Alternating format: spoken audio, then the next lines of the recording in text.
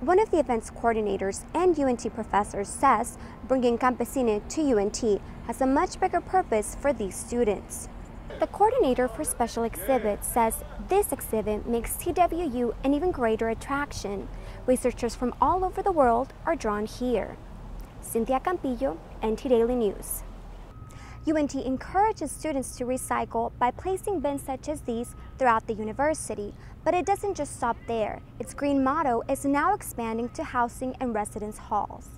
The recent bicycle accidents have caused UNT to consider banning bicycles on campus. This could be a problem for the 1,200 students who ride their bikes to school every day.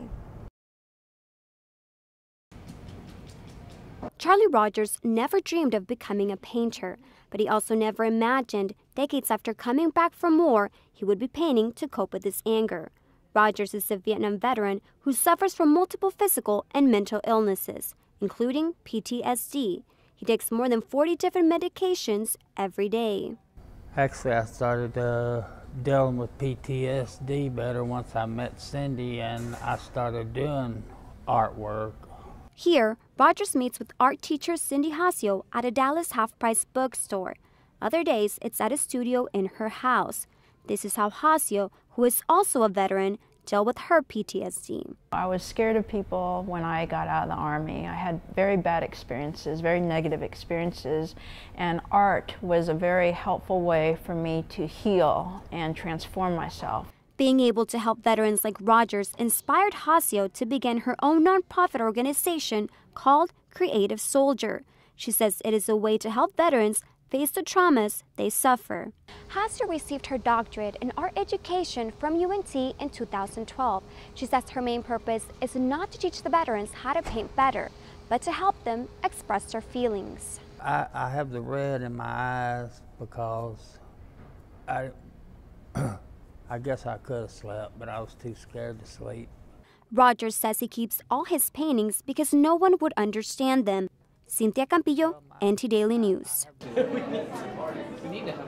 Anthony Taylor is a theater major at UNT.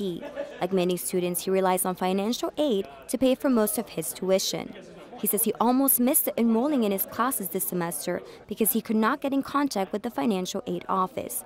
The freshman says he tried calling multiple times in the summer, but his call was not answered. I was really stressed about the whole situation. I was wondering if I was even going to make my classes, like if I was going to get to pay for them or anything. This semester, UNT experienced a growth in the number of freshman students entering the school. There are now more overall students, but the number of financial aid staff remains the same.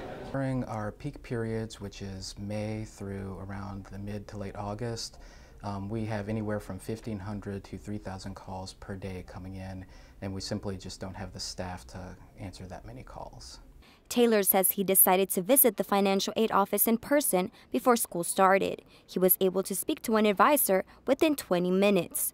If it's possible, if you're on campus, the best way is just to stop by on either one of our floors. The service is the same, and sign in.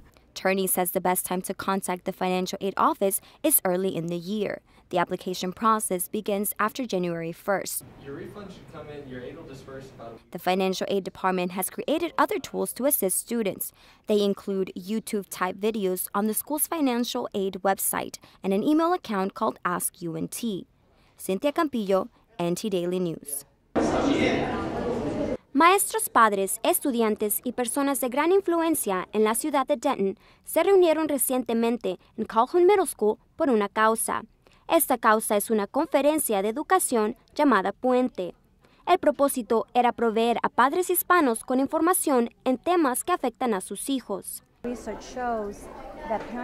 Ella dice, los estudios enseñan que la participación de los padres tiene mucho que ver con el nivel académico de sus hijos.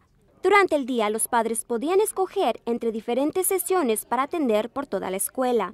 Entre sesiones, ellos también podían visitar las mesas de información y promoción en los pasillos.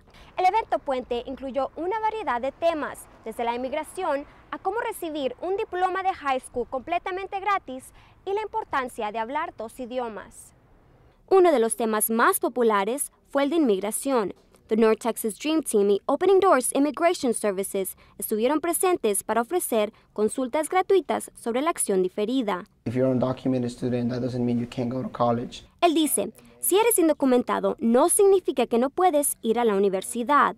Y también, si necesitas ayuda financiera, estamos promoviendo el Noriega Bill y TAFSA.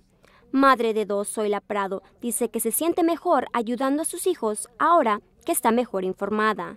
Sí nos prepara como padres como para poder incentivar a nuestros hijos a que sí pueden lograr lo que quieren. Hola, bienvenidos a esta edición de NT Daily en español. Soy Cinthia Campillo. Empezamos con una noticia que le ha dado la vuelta al mundo.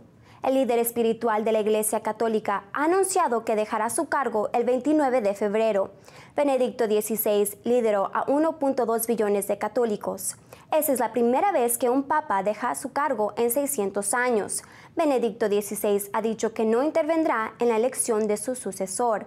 El padre Tim de la Iglesia Immaculate Conception en Denton dijo respetar la decisión de su santidad. Yo tengo mucho respeto por el Santo Padre en este sentido porque él realizó que necesita ser más fuerte para hacer este trabajo y yo tengo mucho respeto por su decisión. El padre dijo estar satisfecho con el trabajo que Benedicto XVI realizó al frente de la iglesia. Reconoce que fue una decisión inesperada, pero espera que su sucesor continúe con el trabajo hecho por Benedicto.